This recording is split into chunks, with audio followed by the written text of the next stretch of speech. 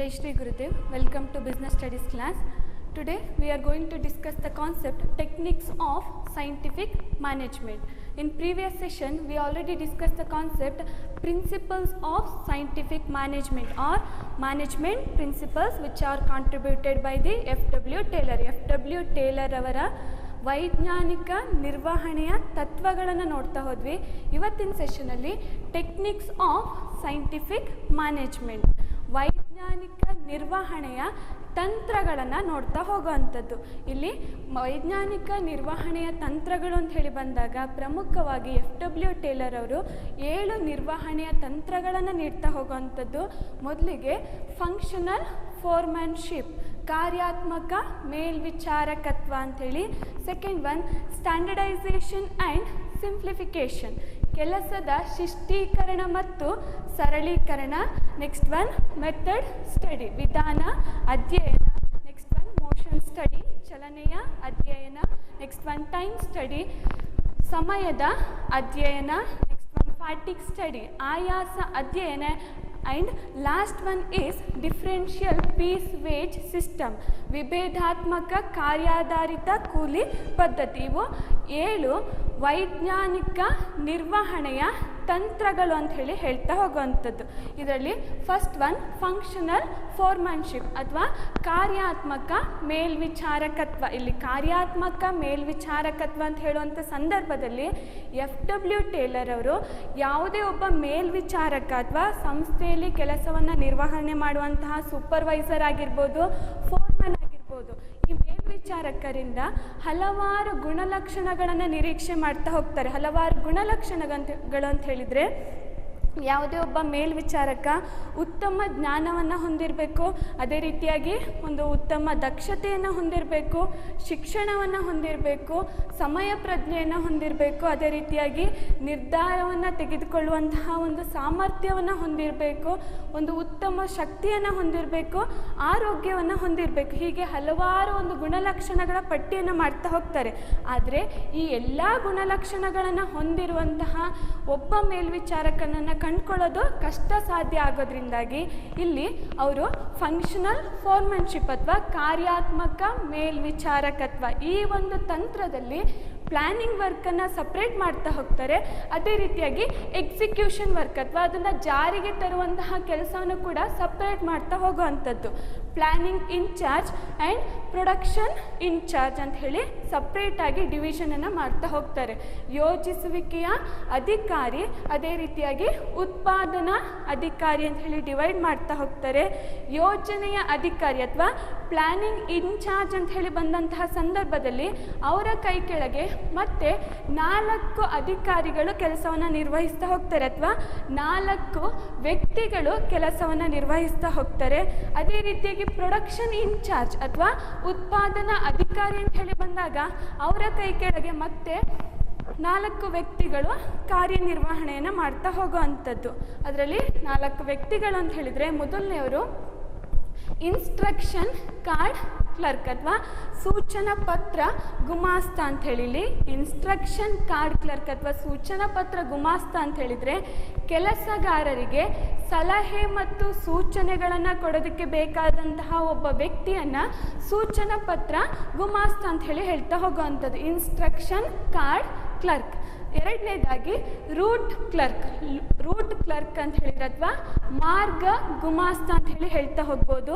Root clerk ಅಂತ ಹೇಳಿದರೆ he specify the route of production, ಉತ್ಪಾದನೆಯನ್ನು ಮಾಡೋದಕ್ಕೆ ಯಾವ ಮಾರ್ಗವನ್ನು ಅನುಸರಿಸಬೇಕು ಅಂತ ಹೇಳಿ ಸೂಚನೆಯನ್ನು ನೀಡುವಂತಹ ವ್ಯಕ್ತಿಗೆ ರೂಟ್ ಕ್ಲರ್ಕ್ ಅಂತ ಹೇಳಿ ಹೇಳ್ತಾ ಹೋಗುವಂಥದ್ದು.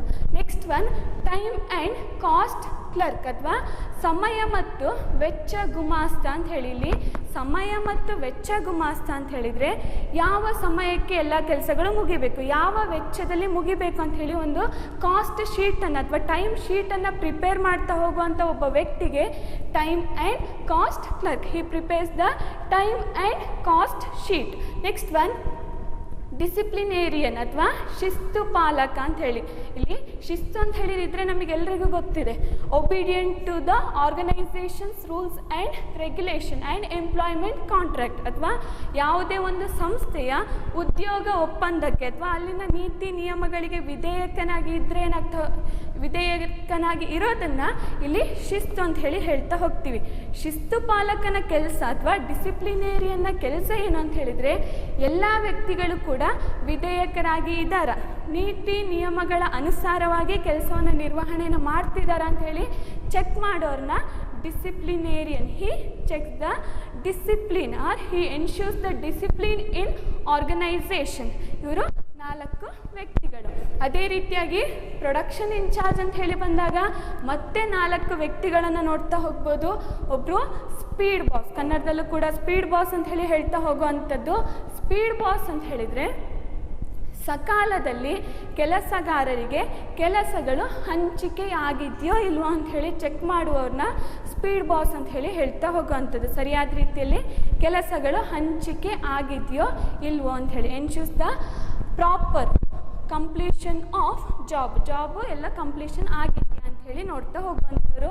ಸೆಕೆಂಡ್ ಒನ್ ಗ್ಯಾಂಗ್ ಬಾಸ್ ಅಂತ ಹೇಳಿದರೆ, ಯಾವುದೇ ಒಂದು ಪ್ರೊಡಕ್ಷನ್ ಇಂಡಸ್ಟ್ರಿ ಅಂತ ಹೇಳಿ ಬಂದಾಗ ಅಲ್ಲಿ ಮೆಷಿನರಿಗಳು ಬೇಕಾಗ್ತಾ ಹೋಗುತ್ತೆ. ಪ್ರೊಡಕ್ಷನ್ ಆ್ಯಕ್ಟಿವಿಟೀಸನ್ನು ಮಾಡಬೇಕು, ರಾ ಮೆಟೀರಿಯಲ್ಸನ್ನು ಫಿನಿಶ್ಡ್ ಗೂಡ್ಸ್ ಆಗಿ ಕನ್ವರ್ಟ್ ಮಾಡಬೇಕು ಅಂತ ಹೇಳಿ ಆದಾಗ ಮೆಷಿನರೀಸ್ ಬೇಕಾಗ್ತಾ ಹೋಗುತ್ತೆ. ಈ ಎಲ್ಲ ಮೆಷಿನರಿಗಳು ಟೂಲ್ಸು ಸಿದ್ಧವಾಗಿದೆಯಾ, ರೆಡಿ ಇದೆಯಾ ಅಂತ ಹೇಳಿ ಕನ್ಫರ್ಮ್ ಮಾಡ್ತಾ ಹೋಗೋರನ್ನ ಗ್ಯಾಂಗ್ ಬಾಸ್ ಅಂತ ಹೇಳಿ ಹೇಳ್ತಾ ಹೋಗುವಂಥದ್ದು. He ensures the machines and tools ready for use ಮಾಡೋದಕ್ಕೆ ರೆಡಿ ಇದೆಯಾ ಇಲ್ವಾ ಅಂತ ಹೇಳಿ ಚೆಕ್ ಮಾಡುವಂಥವ್ರು. ನೆಕ್ಸ್ಟ್ ಒನ್ ರಿಪೇರ್ ಬಾಸ್ ಅಂತ ಹೇಳಿದರೆ, ಇರುವಂತಹ ಸಾಧನಗಳು ಅಥವಾ ಇರುವಂತಹ ಯಂತ್ರೋಪಕರಣಗಳು ಸರಿಯಾದ ರೀತಿಯಲ್ಲಿ ಇದ್ದಾವೋ ಇಲ್ವೋ, ಅವು ಬಳಕೆಗೆ ಯೋಗ್ಯವಾಗಿ ಇದೆಯೋ ಇಲ್ವೋ ಅಂತ ಹೇಳಿ ಚೆಕ್ ಮಾಡುವಂಥವ್ರನ್ನ repair boss. Next one inspector ಅಂತ ಅಥವಾ ಪರಿಚಾಲಕ ಅಂತ ಹೇಳಿ ಹೇಳ್ತಾ ಹೋಗ್ಬೋದು. ಇಲ್ಲಿ ಇನ್ಸ್ಪೆಕ್ಟರ್ ಅಂತ ಹೇಳಿದರೆ ಈ ಎಲ್ಲ ಕೆಲಸಗಾರರು ಕೂಡ ಅಥವಾ ಈ ಎಲ್ಲ ವ್ಯಕ್ತಿಗಳು ಕೂಡ ಸರಿಯಾದ ರೀತಿಯಲ್ಲಿ ಕೆಲಸವನ್ನು ಮಾಡ್ತಿದ್ದಾರೋ ಇಲ್ವೋ ಅಂತ ಹೇಳಿ ವಿಶ್ಲೇಷಣೆಯನ್ನು ಮಾಡುವಂಥ ಒಬ್ಬ ವ್ಯಕ್ತಿಯನ್ನು ಇನ್ಸ್ಪೆಕ್ಟರ್ ಅಂತ ಹೇಳಿ ಹೇಳ್ತಾ ಹೋಗುವಂಥದ್ದು. ಹಿ ಅನಲೈಸ್ ದ ಆ್ಯಕ್ಟಿವಿಟೀಸ್, ಎಲ್ಲ ಆ್ಯಕ್ಟಿವಿಟೀಸನ್ನು ಅನಲೈಸ್ ಮಾಡ್ತಾ ಹೋಗ್ತಾರೆ. ಕೊನೆಯದಾಗಿ ಬರುವಂಥವರು ಕೆಲಸಗಾರ ಅಥವಾ ವರ್ಕ್ಮನ್. ಒಬ್ಬ ಕೆಲಸಗಾರ ಈ 8 ವ್ಯಕ್ತಿಗಳಿಂದ ಆದೇಶವನ್ನು ಪಡ್ಕೊಂಡು ಅಥವಾ ಈ 8 ವ್ಯಕ್ತಿಗಳ ಸಲಹೆ ಸೂಚನೆಗೆ ಅನುಗುಣವಾಗಿ ಕೆಲಸವನ್ನು ನಿರ್ವಹಿಸ್ತಾ ಹೋಗ್ತಾರೆ.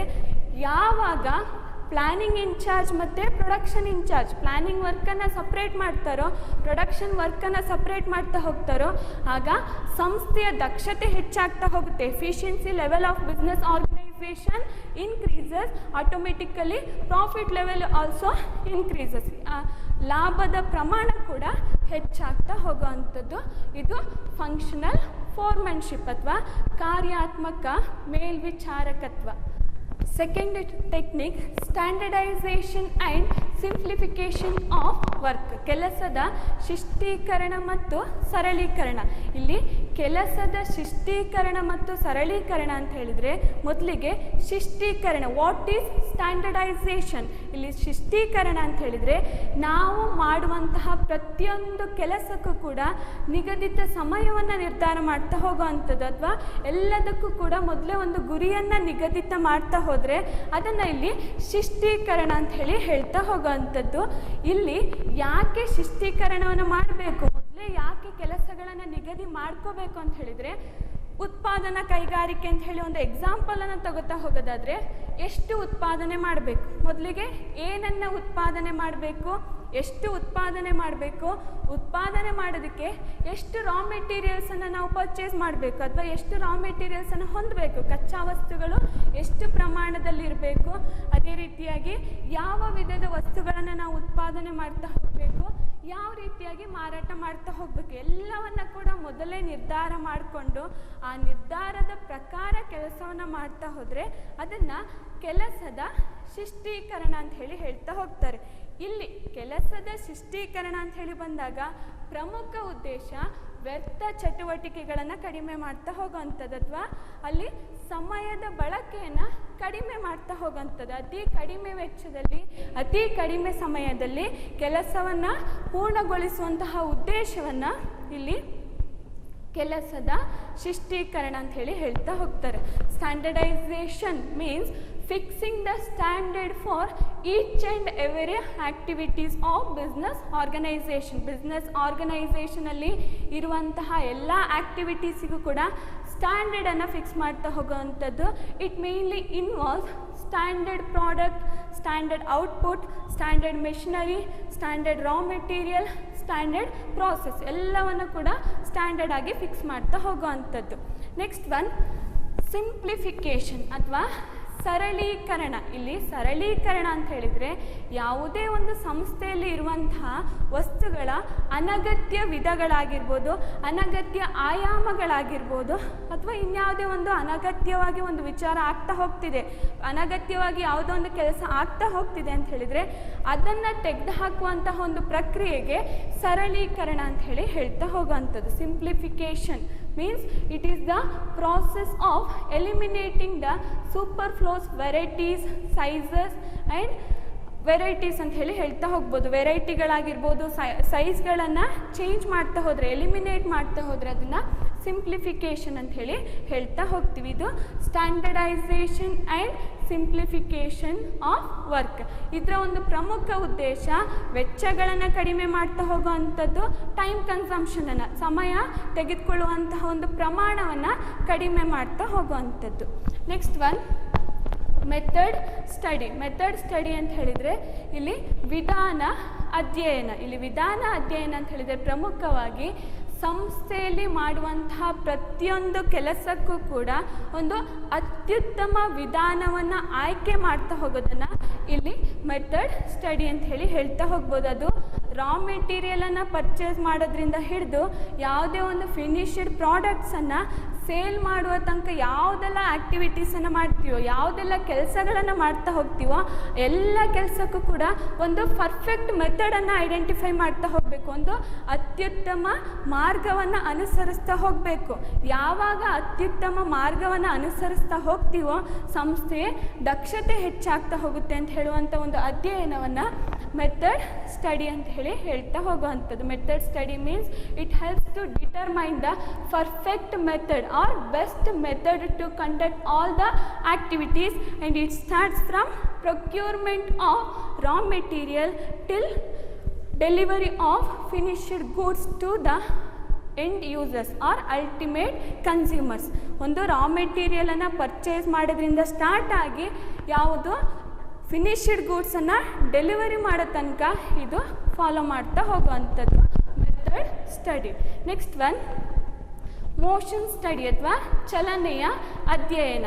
ಇಲ್ಲಿ ಚಲನೆಯ ಅಧ್ಯಯನ ಅಂತ ಹೇಳಿದರೆ ಯಾವುದೇ ಒಂದು ಕೈಗಾರಿಕೆ, ಯಾವುದೇ ಒಂದು ಉತ್ಪಾದನಾ ಸಂಸ್ಥೆ ಅಂತ ಬಂದಾಗ ಅಲ್ಲಿ ಹಲವಾರು ರೀತಿಯ ಭಾರದ ವಸ್ತುಗಳನ್ನು ನೋಡ್ತಾ ಹೋಗ್ಬೋದು. ಭಾರವಾಗಿರುವಂತಹ ಅಥವಾ ತೂಕವಾಗಿರುವಂಥ ವಸ್ತುಗಳನ್ನು ನೋಡ್ತಾ ಹೋಗ್ಬೋದು, ಮೆಷಿನರಿಗಳನ್ನು ನೋಡ್ತಾ ಹೋಗ್ಬೋದು, ಅಥವಾ ಫಿನಿಶ್ಡ್ ಗೂಡ್ಸನ್ನು ನಾವೇ ಒಂದು ಪ್ರೊಡ್ಯೂಸ್ ಮಾಡ್ತಾ ಹೋಗ್ಬೋದು. ಇವುಗಳನ್ನು ಒಂದು ಸ್ಥಳದಿಂದ ಇನ್ನೊಂದು ಸ್ಥಳಕ್ಕೆ ಸ್ಥಳಾಂತರ ಮಾಡುವಂತಹ ಅವಶ್ಯಕತೆಯೂ ಕೂಡ ನಾವು ನೋಡ್ತಾ ಹೋಗ್ಬೋದಲ್ವಾ.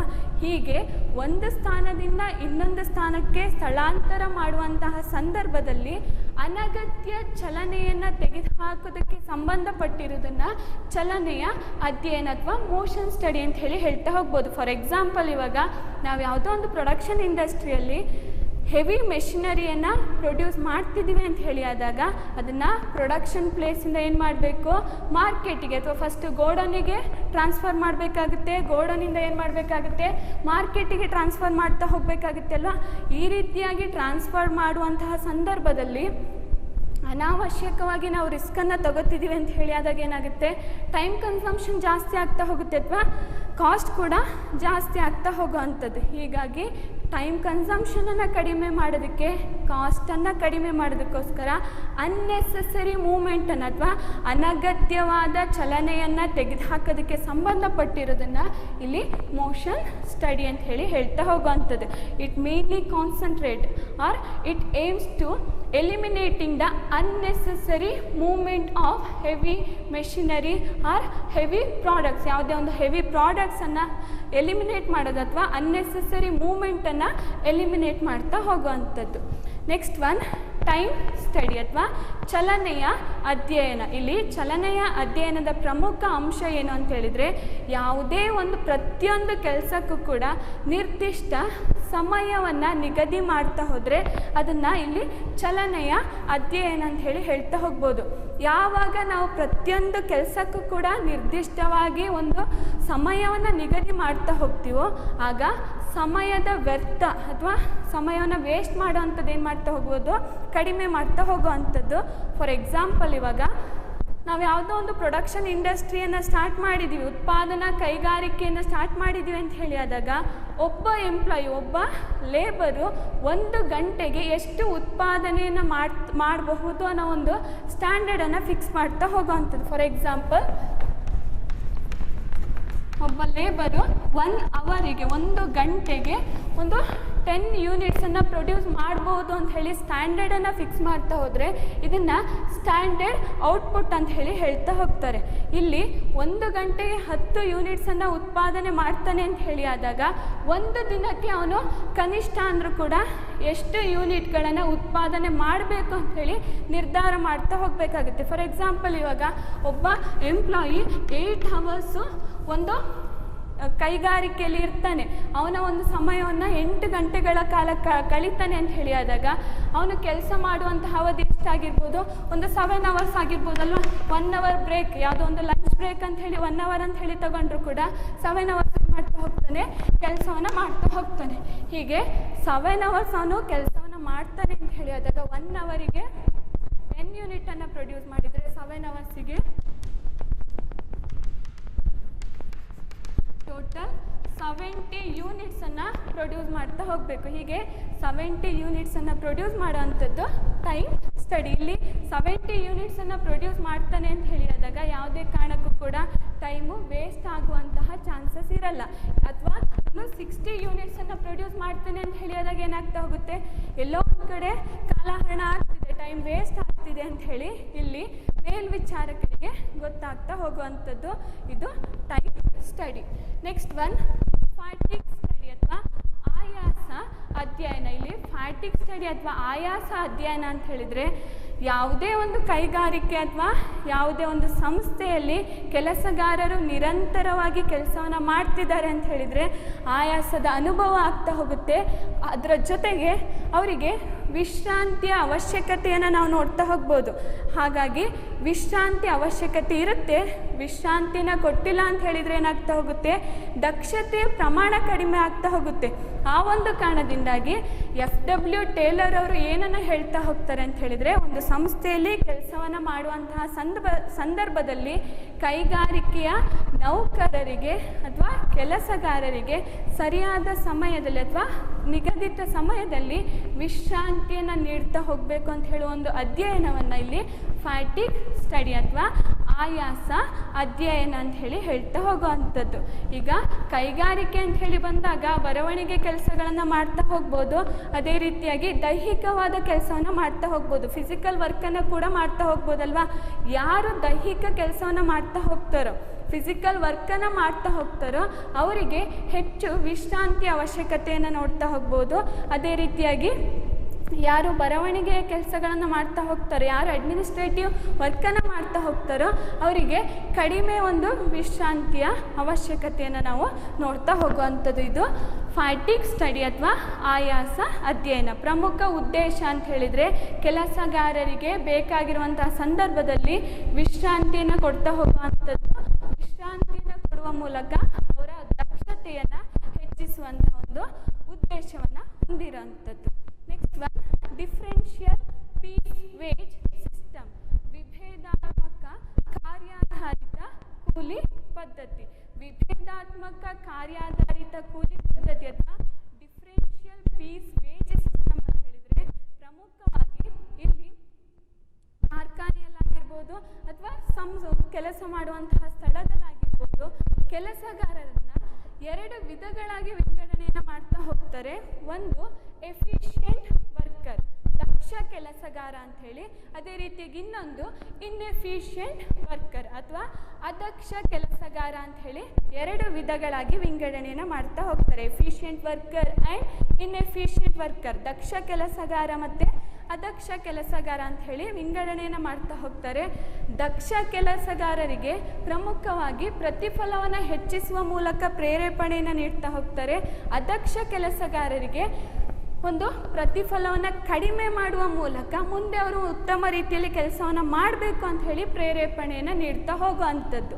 ದಕ್ಷ ಕೆಲಸಗಾರರಿಗೆ ರಿವಾರ್ಡನ್ನು ಪ್ರೊವೈಡ್ ಮಾಡ್ತಾ ಹೋದರೆ, ಎಫಿಷಿಯೆಂಟ್ ವರ್ಕರ್ಸಿಗೆ ರಿವಾರ್ಡನ್ನು ಪ್ರೊವೈಡ್ ಮಾಡ್ತಾ ಹೋದರೆ, ಇನ್ಎಫಿಷಿಯೆಂಟ್ ವರ್ಕರ್ಸಿಗೆ ಮೋಟಿವೇಶನನ್ನು ಮಾಡ್ತಾ ಹೋಗುವಂಥದ್ದು. ಇಲ್ಲಿ ಒಂದು ಎಕ್ಸಾಂಪಲನ್ನು ನೋಡ್ತಾ ಹೋಗೋದಾದರೆ,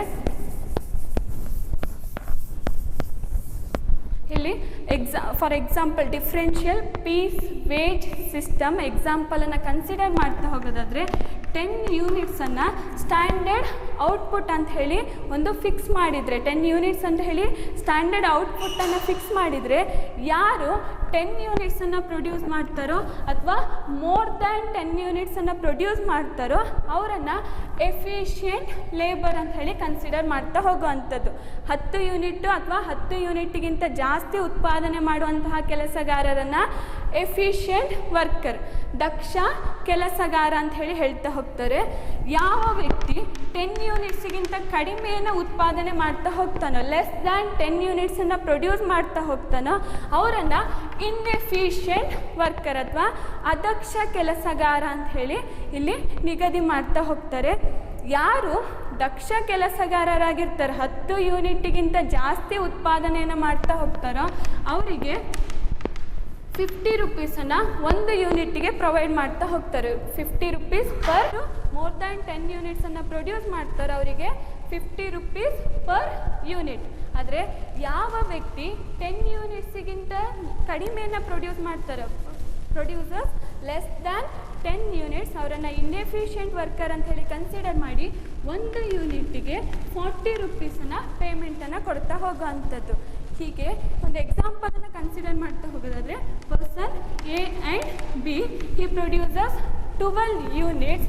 ಅದೇ ರೀತಿಯಾಗಿ ಬಿ ಪ್ರೊಡ್ಯೂಸರ್ಸ್ 9 ಯೂನಿಟ್ಸ್ ಅಂತ ಹೇಳಿ ಕನ್ಸಿಡರ್ ಮಾಡಿದರೆ, ಎ ಅನ್ನೋ ಒಂದು ವ್ಯಕ್ತಿ 12 ಯೂನಿಟ್ಗಳನ್ನು ಪ್ರೊಡ್ಯೂಸ್ ಮಾಡ್ತಾ ಹೋಗ್ತಾನೆ, ಬಿ 9 ಯೂನಿಟ್ಸನ್ನು ಪ್ರೊಡ್ಯೂಸ್ ಮಾಡ್ತಾ ಹೋಗ್ತಾನೆ. ಎ 12 ಯೂನಿಟನ್ನು ಪ್ರೊಡ್ಯೂಸ್ ಮಾಡ್ತಾನೆ ಅಂತ ಹೇಳಿ ಆದಾಗ ಅವನೇನಾಗ್ತಾನೆ ಎಫಿಷಿಯೆಂಟ್ ವರ್ಕರ್. ಎಫಿಷಿಯೆಂಟ್ ವರ್ಕರಿಗೆ ಒಂದು ಯೂನಿಟ್ಗೆ 50 ರೂಪೀಸನ್ನು ಪೇ ಮಾಡ್ತಾ ಹೋಗ್ತಾರೆ. ಹಾಗಾಗಿ 12 ಇಂಟು 50 ಅಂತ ಹೇಳಿ ಬಂದಾಗ 600 ರೂಪೀಸು ಅವನ ಒಂದು ಅರ್ನಿಂಗ್ಸ್ ಆಗ್ತಾ ಹೋಗುತ್ತೆ. 600 ರೂಪೀಸನ್ನು ಅವನು ಒಂದು ದಿನಕ್ಕೆ ಅರ್ನ್ ಮಾಡ್ತಾ ಹೋಗ್ತಾನೆ.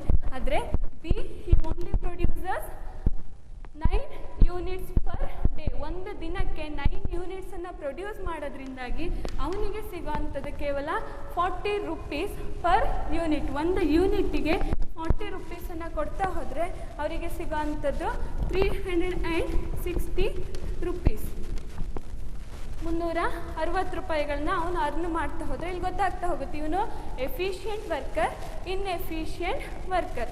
ಎಫಿಷಿಯೆಂಟ್ ವರ್ಕರ್ 600 ರೂಪಾಯಿಗಳನ್ನು ಅರ್ನ್ ಮಾಡ್ತಾ ಹೋದರೆ ಇನ್ಎಫಿಷಿಯೆಂಟ್ ವರ್ಕರ್ 360 ರೂಪಾಯಿಗಳನ್ನು ಮಾತ್ರ ಅರ್ನ್ ಮಾಡ್ತಾ ಹೋಗ್ತಾರೆ. ಇವರಿಗೆ ರಿವಾರ್ಡ್ ಸಿಗ್ತಾ ಹೋಗುತ್ತೆ, ಇವರಿಗೆ ಮೋಟಿವೇಶನ್ ಸಿಗ್ತಾ ಹೋಗೋ ಅಂಥದ್ದು. ನಮ್ಮ ಪ್ರಾಡಕ್ಟಿವಿಟಿ ಲೆವೆಲನ್ನೇ ಇಂಪ್ರೂವ್ ಮಾಡಿದರೆ, ಅಕಸ್ಮಾತ್ ನಮ್ಮ ಒಂದು ಲೆವೆಲ್ ಆಫ್ ಎಫಿಷಿಯನ್ಸಿಯನ್ನು ನಾವು ಇನ್ಕ್ರೀಸ್ ಮಾಡಿದರೆ ಏನಾಗ್ತಿತ್ತು, ನಮ್ಮ ಅರ್ನಿಂಗ್ಸ್ ಕೂಡ ಏನಾಗ್ತಿತ್ತು ಜಾಸ್ತಿ ಆಗ್ತಿತ್ತು. ಯಾವಾಗ ನಮ್ಮ ಪ್ರಾಡಕ್ಟಿವಿಟಿ ಲೆವೆಲ್ ಕಡಿಮೆ ಆಗಿದೆಯೋ, ನಮ್ಮ ಎಫಿಷಿಯನ್ಸಿ ಲೆವೆಲ್ ಕಡಿಮೆ ಆಗಿದೆಯೋ, ನಮ್ಮ ಅರ್ನಿಂಗ್ಸ್ ಕೂಡ ಏನಾಗ್ತಾ ಹೋಗುತ್ತೆ ಕಡಿಮೆ ಆಗ್ತಾ ಹೋಗುತ್ತೆ ಅಂತ ಹೇಳಿ ಪ್ರೇರೇಪಣೆಯನ್ನು ಮಾಡುವಂತಹ ಒಂದು ತತ್ವವನ್ನು ಡಿಫ್ರೆನ್ಷಿಯಲ್ ಪೀಸ್ ವೇಜ್ ಸಿಸ್ಟಮ್ ಅಥವಾ ವಿಭೇದಾತ್ಮಕ ಕಾರ್ಯಾಧಾರಿತ ಕೂಲಿ ಪದ್ಧತಿ ಅಂತ ಹೇಳಿ ಹೇಳ್ತಾ ಹೋಗುವಂಥದ್ದು.